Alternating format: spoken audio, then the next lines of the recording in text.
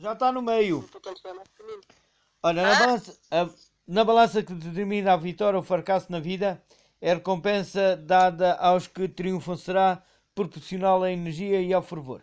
Conclutaram. O apóstolo compara-se a alguém que disputa uma corrida, esforçando cada nervo para alcançar o prémio.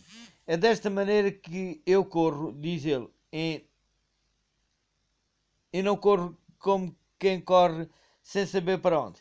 É assim que eu luto e uh, não com quem dá socos à toa.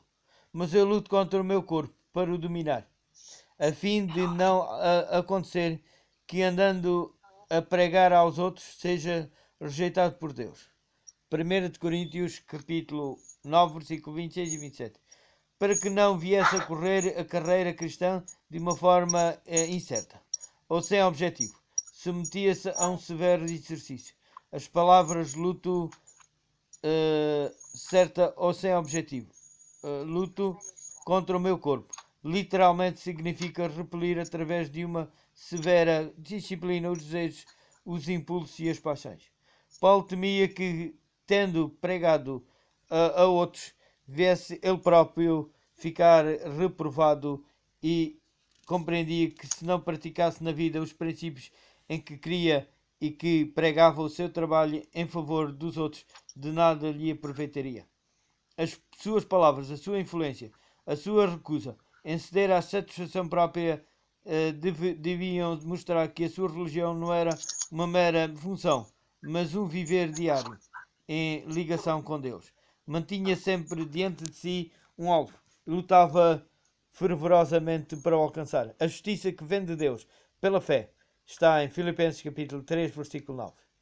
Paulo sabia que a sua luta contra o mal não terminaria enquanto ele vivesse. Sentia a necessidade de manter sempre uma estrita vigilância sobre si mesmo, para que os desejos terrenos não conseguissem minar o seu zelo espiritual. Continuava com todas as suas forças a lutar contra as inclinações naturais.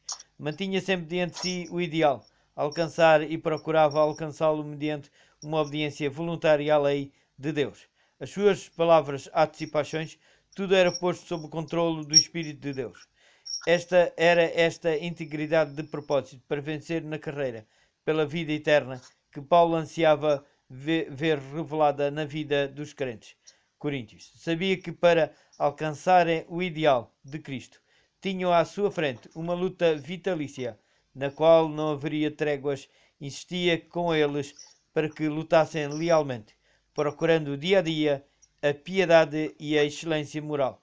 Suplicava-lhes que pusessem de lado todo o embaraço e prosseguissem rumo ao alvo da perfeição em Cristo.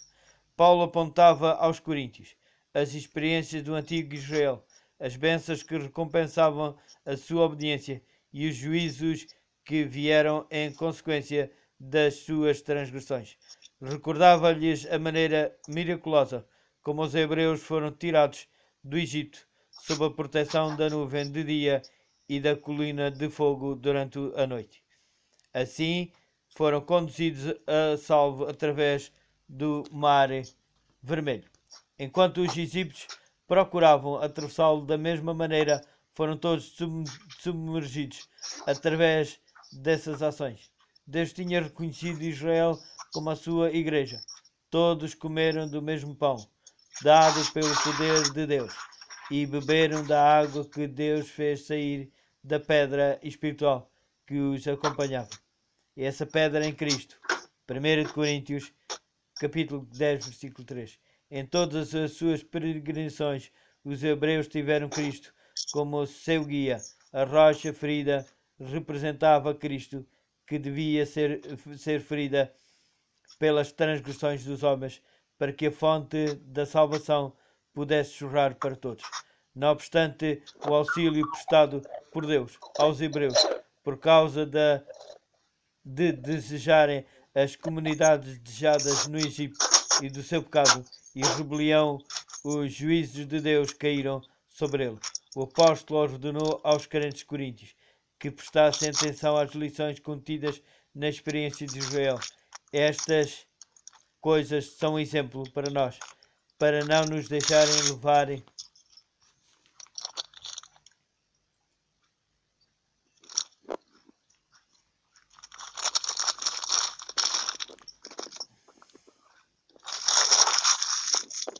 Acabou? Não, calma. Não obstante o auxílio prestado por Deus aos hebreus por causa de desejarem as comunidades deixadas no Egito e do seu pecado e rebelião, os juízos de Deus caíram sobre eles. O apóstolo ordenou aos crentes coríntios que prestassem atenção às lições contidas na experiência de Israel. Estas coisas são exemplo para nós, para não nos deixarmos levar pelos maus desejos como eles fizeram.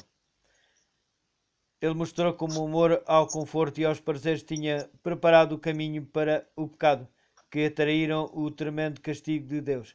Foi quando os filhos de Israel se sentaram a comer e a beber, se levantaram para folgar e fizeram um bezerro de ouro para representar Deus e o adoraram, que se afastaram do temor de Deus que tinham experimentado quando presenciaram a entrega da lei. E foi depois de terem desfrutado de um banquete licencioso relacionado com a adoração de Baal que muitos dos filhos de Israel caíram por causa da licenciatude. A ira de Deus manifestou-se e à sua ordem 23.000 foram feridos num só dia pela praga. O apóstolo advertiu os coríntios: aquele que pensa que está firme, tenha cuidado, não caia.